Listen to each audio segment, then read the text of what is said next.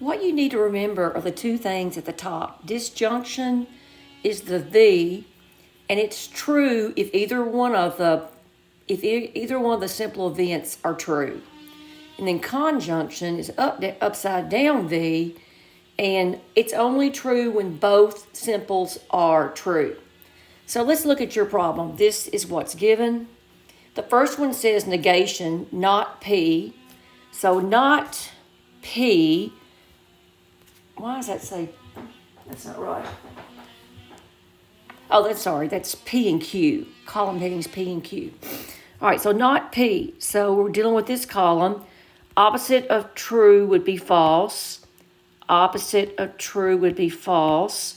Opposite of false would be true. Opposite of false would be true. It's not P. Now let's write out what we have here. So let's do this last column. Not P. That's that column previous. F. Disjunction Q. Q is true. Not P is F in that second row. Disjunction, what is Q? False. Not P is true. Disjunction Q columns, it's going to be true.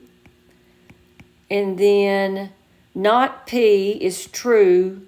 Dis Q in that last row is false. And let me double check myself. FT, FF, T, TF. Yeah.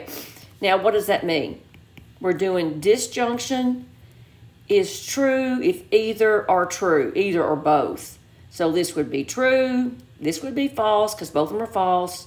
This is true, and this is true.